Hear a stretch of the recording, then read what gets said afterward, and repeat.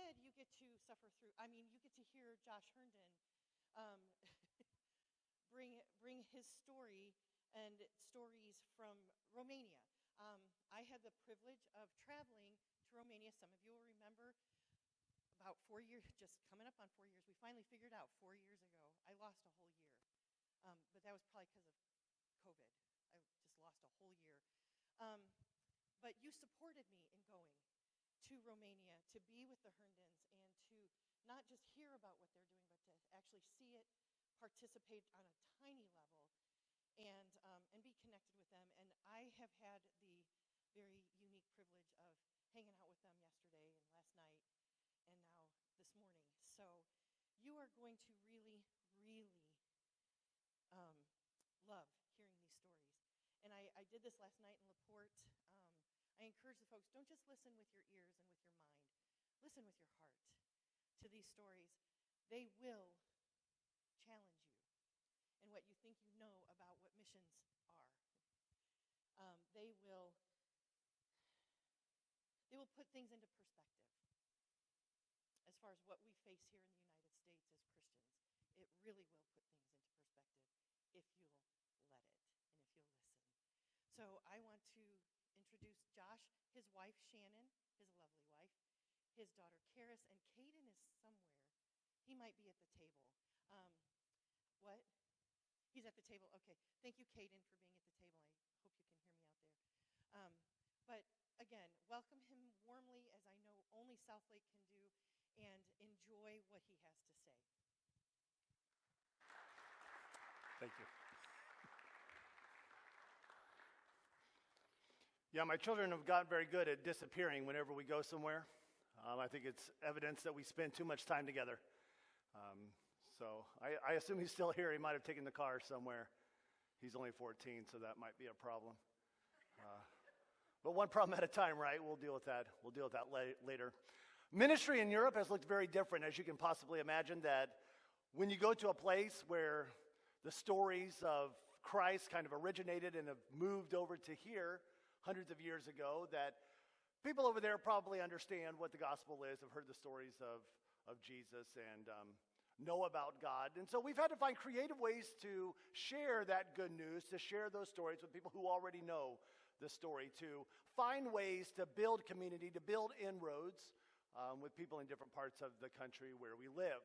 And one of the ways that we've been able to do that is through sports.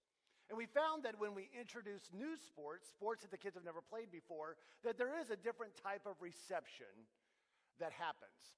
We always have people ask us, well, why don't you use soccer? We know that they play soccer. We know that they play soccer really well. Most of the best teams in the world, of the soccer teams in the world, they do come from Europe. So why don't you do that? And I try to explain to them it's because they play soccer so well that makes using soccer as a ministry so difficult. Because if we were to do a sports camp, if we were to use soccer and invited the kids out onto the field to play, then of course the kids who play soccer really well are the first ones out onto the field, and they don't really share the field that well. So the girls don't get to play, the boys who don't play soccer don't get to play, and this makes it very difficult for us to minister to large groups of children. There's also other reasons why we don't use soccer. I'm not very good at it, and because soccer's not a real sport.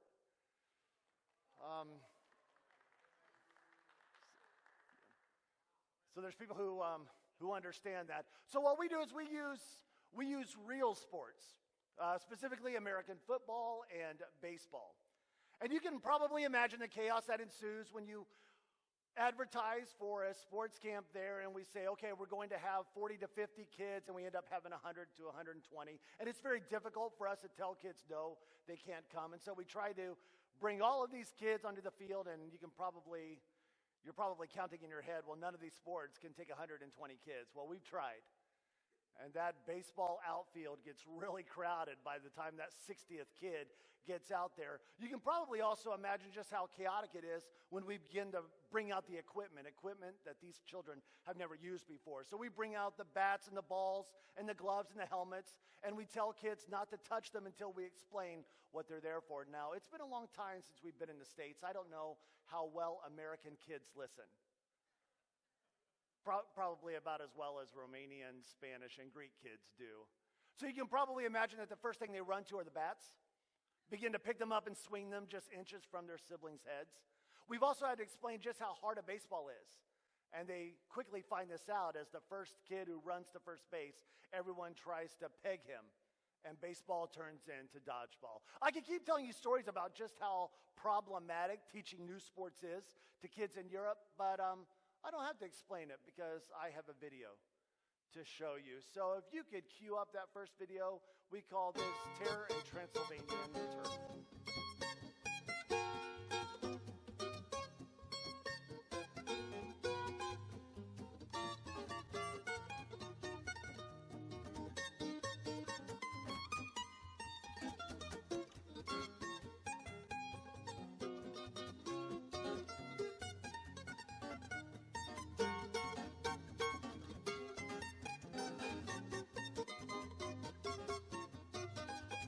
Take me out to the ball game. Take me out to the crowd. Buy me some peanuts and Cracker Jack. I don't care if I never get back, so it's root, root, root. They don't win, it's a shame. It's 1, 2, 3 strikes out.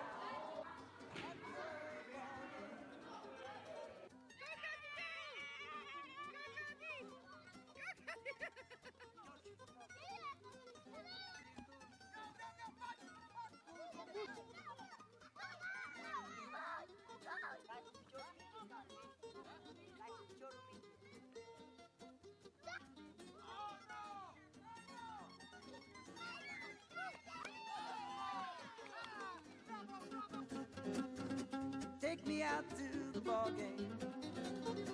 Take me out with the crowd. Buy me some peanuts and Cracker Jack. I don't care if I never get back. And it's root, root, root for the home team. And if they don't win, what else is new? It's 1, 2, 3 strikes, you're out. At the old ball game. Play it, Jethro.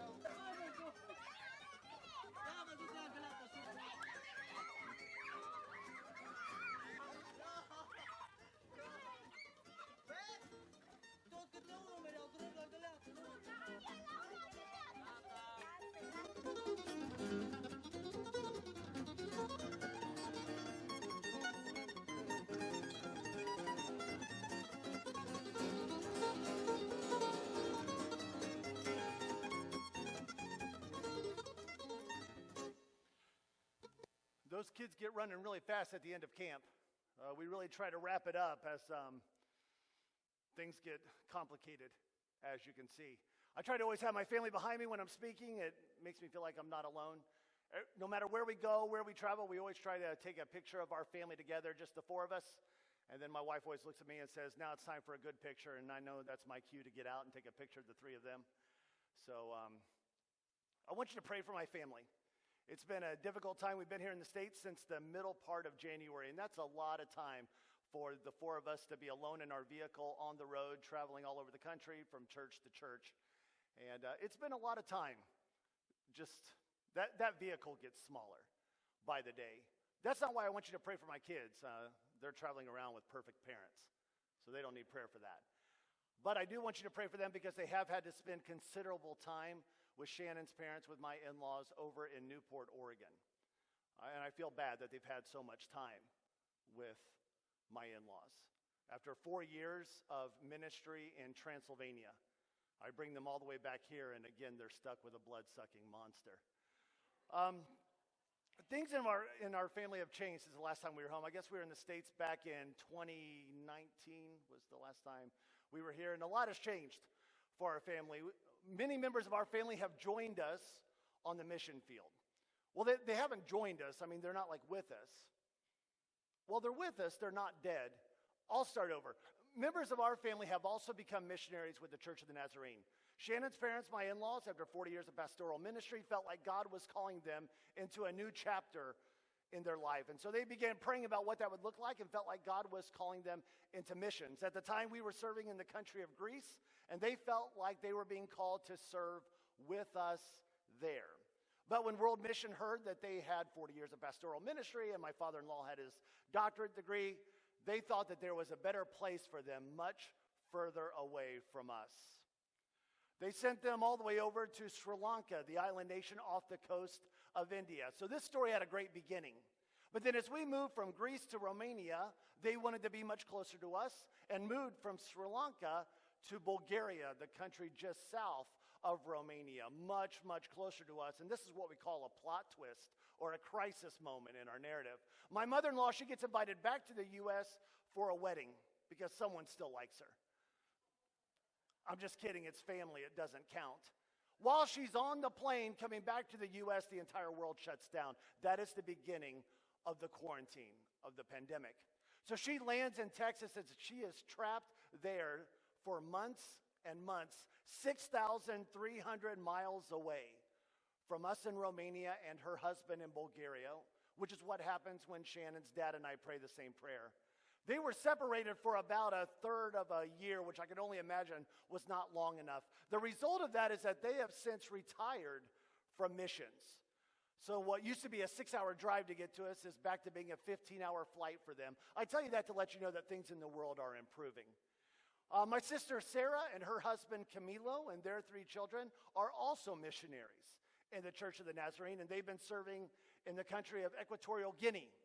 And if you don't know where Equatorial Guinea is, that's okay, they don't know either. They unfortunately have also decided to move much closer to us. Now, I don't want to give you the wrong impression that we don't want family with us. It's just that, well, no, that's it. They're moving from Africa to Europe to the country of Luxembourg. And if you don't know where Luxembourg is, that's okay. They don't know either. It'll be a 12-hour drive from where they will be moving to where we will be moving to in northern Italy. And halfway for both of us is a Swiss chocolate factory. Yeah, so now instead of pretending to be happy to see each other, we'll have something that will actually make us happy if or when we ever meet in the middle. We have a table out there with some things for you to take a look at, things from the country that we have been living in, things from the country that we will soon be calling home. So if you have never seen or touched anything from Transylvania, this is your opportunity to do so. Vampiric viruses are a lot less dangerous than COVID-19. And it's quite possible those items have both. One of those viruses will help you live forever. And the other, well, just choose wisely. We have something out there that we're selling in Sigmandru, Romania, a town in the northern part of Transylvania. In our church, the women of that church have a sewing group. And by making Romanian dolls, this is how they support the work that's going on there. Stories that I will share with you this morning. One of the things that they've been making for a while are Romanian dolls. Now, in the past, every doll has looked exactly the same because they know what we Americans think, right? That all Romanians look alike.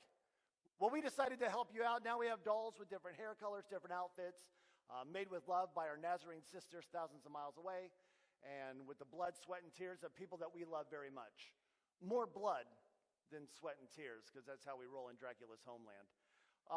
We are selling these out there. We used to have a boy-girl pair, but all the boys are gone. I don't know if that was on purpose or by accident. But the girls are now alone. We're selling those, one for $15, two for $25. And after my humble handler's fee of 85%, all the profits go to them. In the past, we've had another doll that we've been able to sell. I asked the sewing group there to make a local celebrity. We had Dracula dolls. This got me in a lot of trouble with the rest of the mission team. They weren't happy that I had commissioned the making of this doll. And also they weren't happy to find out that I was coming back to the U.S. and selling those Dracula dolls for $6.66. They told me they wouldn't be making any more. But if you do want a Dracula doll, you let me know. And I will pass on word that there is nothing that this group wants more than a plush doll of the Dark Lord himself. I would love to give that message from one Nazarene to another. Also, do you guys pray for your missionaries? Yeah. Yeah, you should have started before I came here. For the two of you that I heard respond that says you pray for your missionary, man, this is going to be a rough time we have together. We have prayer cards out there. We want you to feel free to grab one as a reminder that you need to start praying for your missionaries. As you will see on the big picture, it is a celebration that our daughter is leaving us. She is not going to be joining us on our future mission trips. She will be staying here to attend university in the fall. She's always made bad decisions in her life, so it shouldn't surprise me that she's decided to abandon this team. Anyway, the picture is a celebration of the fact that she's no longer welcome on any of our future journeys. We also made the prayer cards especially big this year to cover up those missionaries you no longer pray for. And from the sounds of this group, that should not be too difficult. Okay, enough of the nonsense. Let's talk about me.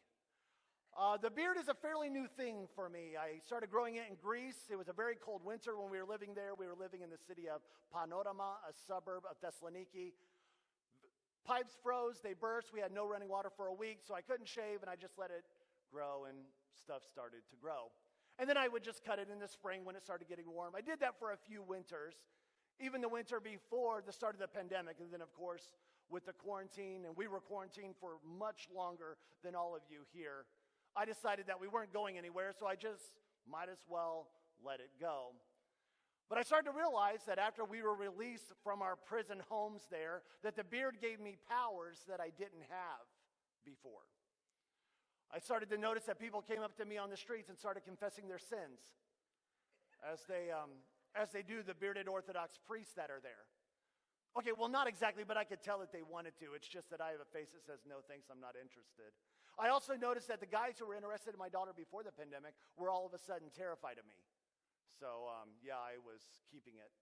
But I especially noticed that children started to respond to me differently. We have a safe house for survivors of human trafficking in the Romanian capital of Bucharest. And after the quarantine, but still during the pandemic, we went there to make sure that everyone there who was living in that house were doing all right. We walk into the house, and this little boy here in the middle, Alex, he sees me walk in. Now, I knew that he knew me or that he should have known me. Either way, he shouldn't have wanted to kill me, and that's kind of the look that he gives. So as we lock eyes, he immediately puts his head down and begins coming to my direction, just slowly shuffling his feet in the same creepy way that my mother-in-law does at 6 in the morning when she comes to visit us.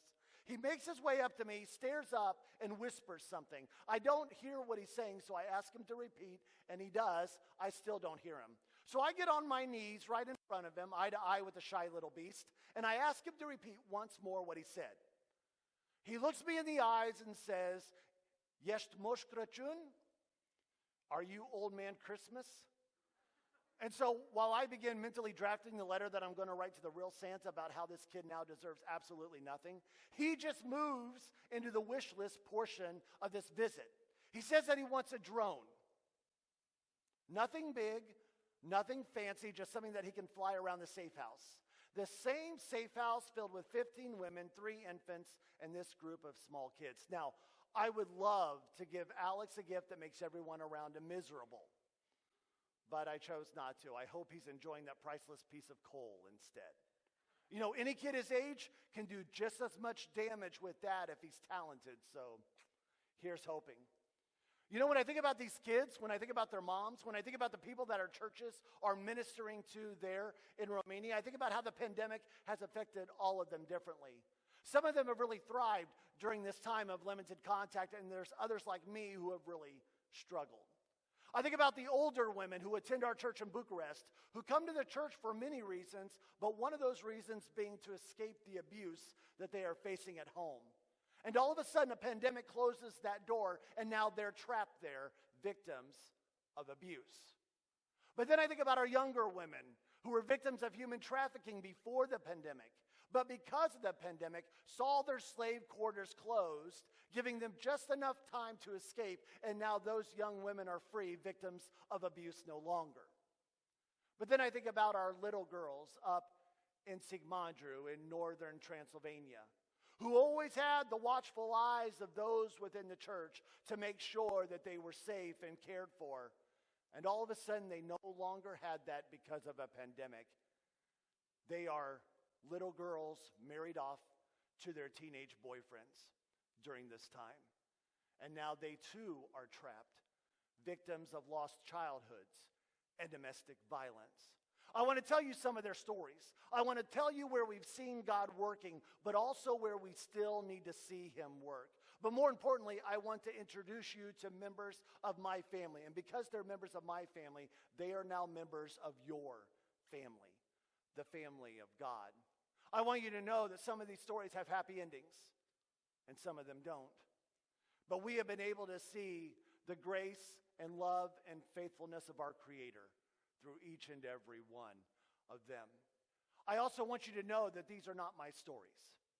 These are your stories. Because of your love and support of missions around the world, and more importantly, your involvement in the World Evangelism Fund, and especially Faith Promise today. You make the work that your Nazarene brothers and sisters do around the world possible. These are your stories. I want to tell you about Anca. In Sigmaju, Romania, the church is a child development center through the week. We have children from that town come to the church, and here in the church they sing songs and they hear stories and they make crafts and they eat a meal. Now these kids, they sing songs at home, but they're not good songs. They hear stories at home, but they're not good stories.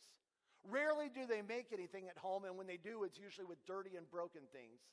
And rarely do they eat a meal at home, which means that when they come to the church, this is probably the only meal they're going to eat that day. Sigmaju is a poor community. It's a Roma gypsy community, and it's a transient community. Most of the men of that town have left Romania to go find work in other parts of Europe. And this wouldn't be so bad if they would just take the money that they earn and send it back home to take care of their families. But they don't. Instead, they end up staying where they're working, starting second families there, leaving their wives home alone to take care of everything. Now, I don't want to put the wrong image in your mind, one of a professional woman in her 20s or 30s.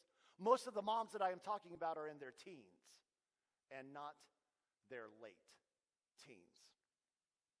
Anca is 10 years old when she becomes part of our children's program, coming to where all the children of the village come. And I'll be honest, it doesn't take too much to get her to come based on what's going on at home. You see, Anca, at 10 years of age, is being beaten by her mother. She is also the servant of her house. Her job is to wash the clothes of everyone living there, and there are a lot of people living there. And with no running water and little to no electricity in the house, washing the clothes of everyone there means gathering them all up by hand, walking across a field to a runoff creek that is there, wading in into whatever filth is down there, and washing those clothes by hand. And it means doing it in the cold and frigid Transylvanian winters. But when the washing is done, well, there's cooking to be done. And after the cooking is done, there's cleaning to be done. And after the cleaning is done, there are siblings to be taken care of. And when the siblings are taken care of, well, then there's a beating to be had. Because somewhere between the washing and the cooking and the cleaning and the taking care of the other kids, well, there's always something that doesn't meet mom's satisfaction. But when Anca comes to that church, she is able to be a 10-year-old again. She's able to sing songs about a God who loves her, hear stories about a Jesus who heals those around him. She's able to make a craft and sneak it into her home as a constant reminder that she has a family that loves her and cares for her and prays for her. And she's able to scarf down a bowl of soup and a sandwich, a meal that she knows will never be waiting for her at home. And then just like that, a pandemic closes this door. Anca turns 11. And she runs out of hope. If she's going to be a slave, she might as well be one outside the house. If she's going to be a servant, it might as well be to her own home. So she does what many young Roma gypsy girls her age do when they run out of hope. She's married off to her teenage boyfriend. At the age of 11, Anca becomes a wife. And now at almost 12, Anca is a mother. Before the pandemic, coming to our children's program, she now returns as part of our Mothers and Babies program. A program started by the Sigmaju Church of the Nazarene to help moms just like Anca fit into their new roles, take care of their new responsibilities. I want you to know that the church is still involved in Anca's life, just in a much different way, a more depressing way. You know, every time I see Anca, I picture her there in the upper room with the rest of the disciples after the crucifixion of Jesus. You see, they've had all this time with the Son of God, and things have been going so incredibly well. And then just like that, it's all over. I picture Anca sitting around the table with the rest of them as the questions begin to swirl in their minds. Do they really think that it's all over? Don't they know that Sunday is coming? That Jesus can't be contained? That he's walking this way? That he's right outside the door? And Anka, like the other disciples, begins to realize that it's not that the story is over, it's just that a new chapter is starting. I want you to know that you were a part of that next chapter in Anka's life. The children's program that she was a part of before the pandemic. The Mothers and Babies program that she is a part of now. All of the work that is being done around her is only possible because of your love and support of missions around the world. Anka is your faith promise story. For every Anka, though, we have a Betty. Betty is different than a lot of the other girls that we minister to. Betty comes from a two-parent household, but this doesn't help her much. You see, her father is an alcoholic, and he is a violent drunk at that. At 11 years of age, Betty sees her mom packing a suitcase and believes that for the very first time they're going on a trip together. She gets all excited and runs to her mom to ask where they're going. Her mom says, "You're not going anywhere. I'm going. You're staying. I just can't take this anymore." And 11-year-old Betty doesn't understand why mom gets to leave this abusive house, but she has to stay. It doesn't take long for dad to bring home a new girlfriend. And it doesn't take long for Betty to realize that this is going to be a fairy tale. Just the wrong kind. You see, dad's new girlfriend is the storybook wicked stepmother.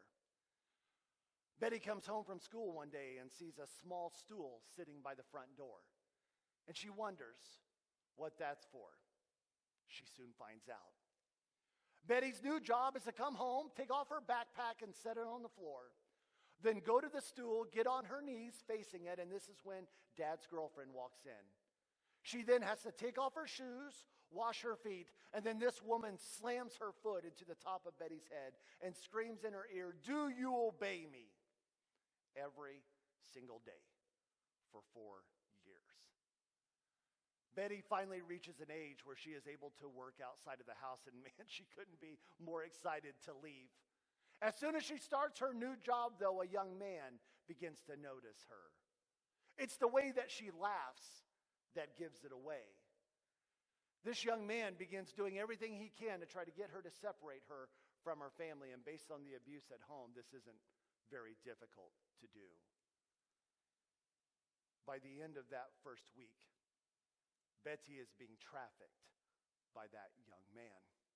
But I told you Betty is different than our other girls. Betty, you see, is a fighter. But when you fight, this comes at a cost. You see, her trafficker lives close to a self-serve car wash there in Romania, and it is a cold January, like most of our Januaries are. So he goes out in the middle of the night, takes the hose and begins to spray water on the concrete slab, letting it freeze, and then forces Betty to come out and sleep on that frozen pad all night long during the entire month of January. Betty gets horribly ill, and word gets back to her father that she is very sick. He comes to get her, and she believes she's finally saved, until her dad grabs her by the arm, marches her home, locks her in a room, never letting her leave. But then a pandemic gives her just enough time to find a way out of that room. She gets to the phone and calls the police, begins to weep while she's on the phone with them when they ask her the question, "Where can you go?" Betty realizes there is no place for her to go. She can't stay trapped in a room for the rest of her life, and she can't leave because the trafficker is out there on the streets looking for her. There is no place for her. And that is when Open Door, Ushadiskisa, our safe house there in Bucharest, gets the call. When the police invade the home of the trafficker, they find that there are many women that are being held there. One of them is Betty's best friend. But as Betty comes to us, her friend doesn't want to quite yet. She just has her new freedom, and she wants to experience independence again.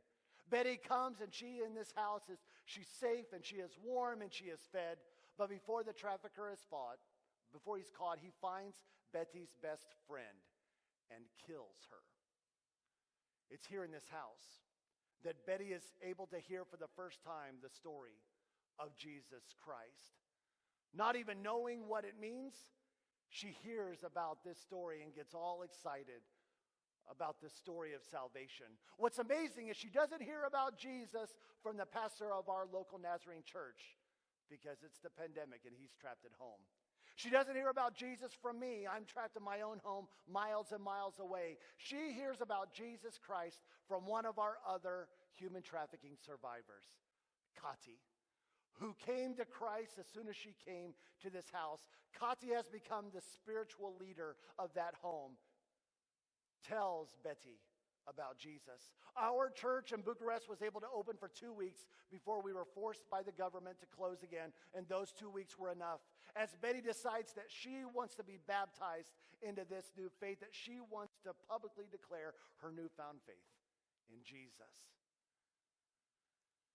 You know, every time I think about Betty, I picture her there on the shore of the sea with the rest of the Israelites, being enslaved for what seems like forever. They find themselves free, yet just down the road, they find themselves trapped again. With certain death in front of them and the enemy pursuing them from behind, they realize there is no place for them to go. I want you to know that their rescue is a lot more miraculous than Betty's rescue, but please don't believe that it is any more important. With her trafficker behind bars, Betty is able to come to the church and sing praises to the same God who rescued those Israelites so many years ago. I want you to know that that same God is rescuing slaves today. I also want you to know that you are a part of Betty's story. The church where she worships, the services that are provided to her, the home where she now lives, is only possible because of your love and support of missions around the world. Betty is your mission story. She is your faith promise story.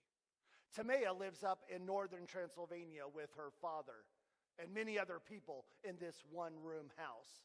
And this house is dirty, one of the dirtiest houses that I have ever seen. But Tamea's story is a sad one. She comes from a long line of sad story. You see, Tamea's mom was also a child bride. At 11 years of age, given to her 14-year-old boyfriend. Almost immediately becomes pregnant and gives birth to a little baby boy. The baby boy that will be Tamea's older brother.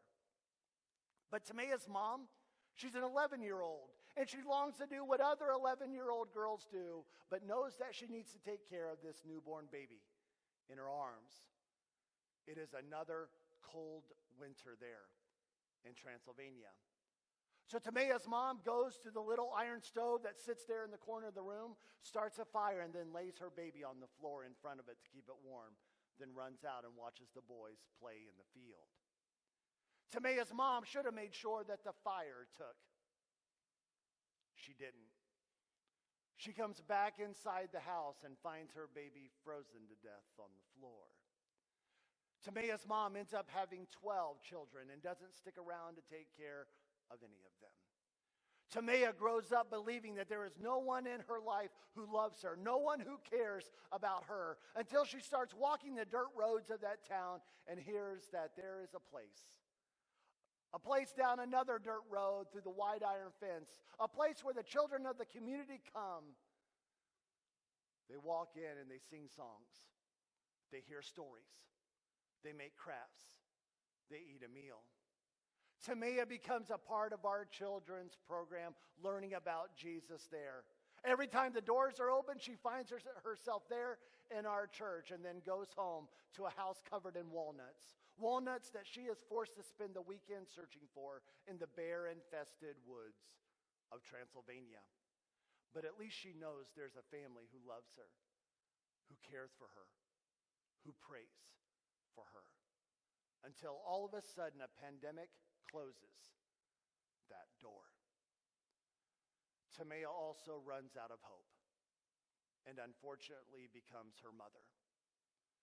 12 years of age, given to her 14-year-old boyfriend, almost immediately becomes pregnant, and with the arrival of the baby comes the arrival of the abuse by her adolescent groom. She's still with the father of that child. We moved them into a building that the church owns there in that community. Yet every time I drive by this dirt road and look off to my right at the apartment sitting there on the corner of the street, I look up there on the second floor to the apartment on the left and think, there sits yet another girl who before the pandemic was part of our children's program, but now comes back as part of our mothers and babies program. But at least she knows that that family is still there. She can see them from outside her window. Down that same dirt road that Anka walks, there is a church that loves her still. Every time I think about Tamea, I picture her there in the belly of the fish with Jonah, wondering how it is that she got there, a victim of lost opportunities and ignored advice. At least I can understand Tamea's story just a little bit better. A very small 12-year-old girl, so small she doesn't even look like she's 12, from a family of abuse and neglect, is a lot different than a grown man running from his calling. Yet there in the fish, they both sit, wondering if they will ever get a second chance. I want you to know that Tamea will have that second chance, that she is going to again hear the story about the man who spent 3 days and 3 nights in the belly of the fish, and she is going to know exactly what he's going through. But more importantly, she is going to hear about the one who spent 3 days and 3 nights in the belly of the earth, who rose again to give her new life, a life that she desperately needs and a hope that she is searching for. I also want you to know that you are a part of Tamea's story. The children's program that she was a part of before. The mothers and babies program that she is a part of now. Everything that is done for her, even the house she lives in, is possible because of each and every one of you. Your love and support of missions makes this possible. Tamea is your mission story. She is your faith promise story. I have one more I want to share with you. This is Roberta. Roberta was 14 years old when she was trafficked. Abused not only by the trafficker, but by the trafficker's 2 brothers, his father, his grandfather, and his uncle. She was told, "You belong to us, and this abuse is your seal. You are ours." And when they were done with her, they began to sell her to other men. During this time, Roberta is forced to get 2 abortions, gets pregnant a 3rd time, and the trafficker absolutely loses it. He decides that he's going to do whatever it takes to get her to lose this baby. So the first thing he does is strip her down and throw her out in the snow, then runs out and dumps buckets of cold water on her head, then runs back inside and watches from the window just to see what will happen. But Roberta lives, and the baby inside her lives. When that doesn't work, he calls up 10 of his friends to come over and abuse Roberta for 48 hours straight. And then she has to detail what each one did to her. But Roberta lives, and her baby lives.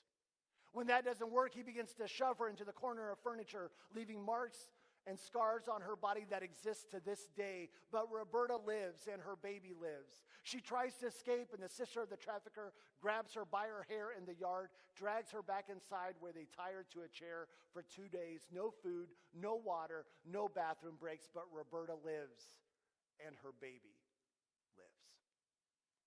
Finally, it's time for Roberta to give birth, but there is no rest for her.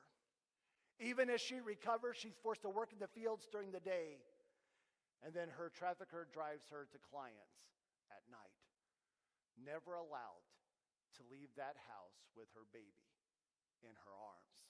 She comes back from working in the fields one day, and she notices that her baby is crying uncontrollably. So she begins to feed him, and that helps for a second, until she looks down and begins to study his face and notices that the baby has blood in his mouth. She asks the trafficker what happened. "I don't know, I guess he rolled out of bed," was the answer. She said, "He's 6 weeks old. He can't get up. He can't roll out of bed. I need to take him to the hospital." "Then take him to the hospital," the trafficker scoffs. For the very first time, Roberta is able to leave that house with her little baby in her arms. They walk into the hospital, and it is clear from the moment they walk in that they are victims of abuse. Both of them are admitted into the hospital, but only one of them is released.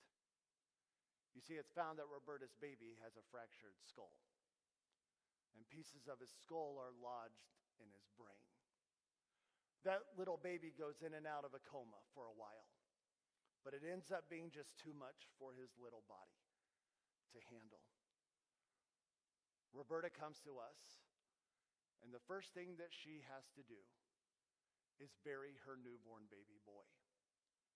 But for the first time, surrounded by women who know exactly what she's going through. She comes to that house and hears stories from the girls who are living there. She hears stories about a God who loves her, about a Jesus who died for her, about a Holy Spirit who will never leave her. And not even understanding how any of this is possible with the life that she has led, she decides she doesn't care. The story's just too good to pass up. During the same 2 weeks that we were able to open, and Betty says that she wants to be baptized, Roberta decides that she also wants to be baptized as a new follower of Jesus Christ and as a member of our family.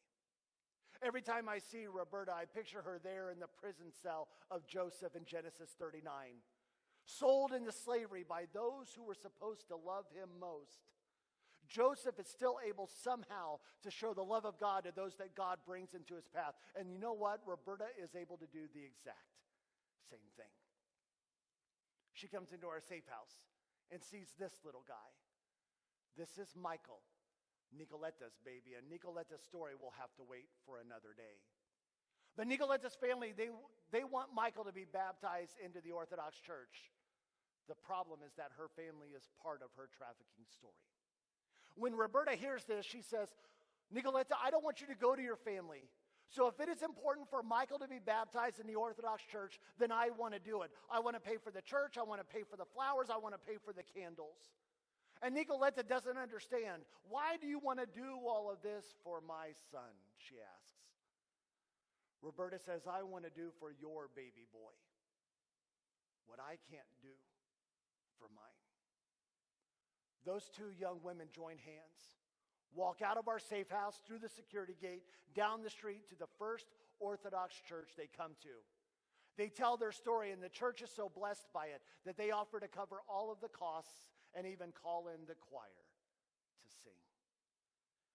Just days after burying the son of one, those women come together to celebrate the birth and baptism of another. I want you to know that you are a part of Roberta's story. The church where she worships, the services that are provided to her, the home where she lives, are only possible because of each and every one of you. Roberta is your mission story. She is your faith promise story. Our story is changing a bit too as we have finished our time in Transylvania and will be moving to Italy, to the city of Florence. I want you to remember to pray for those that God has brought into our path in Romania. Pray for those that he's already ministering to in the country that we will soon call home. But more importantly, remember to pray for new members of your family. People who are coming to know who Jesus is, even from terrible histories that they've come from. I want you to know that there's nothing special about what my family of four does. We do what you do, just an ocean away. So keep being the hands and feet of Jesus here. And we will do what you do, just a little further from home. I have one more video I want to show. I want you to see what it looks like from our point of view. When people hear the good news of Jesus and it begins to radically transform their lives. But as you watch this, I want you to remember, these are your mission stories, your faith promise stories. God bless you.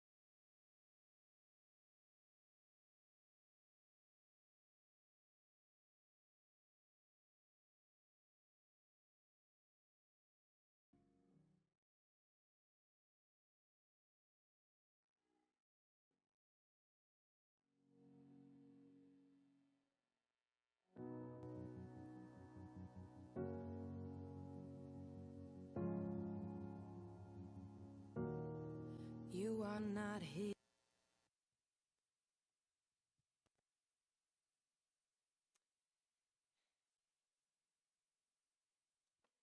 All of those stories are all real. I've been in the church in Tigmandru and sang with the kids, and I didn't eat their soup. I couldn't do it. Not because it wouldn't taste good, but because I couldn't take a meal away from one of them, because I knew where my next meal was going to come from.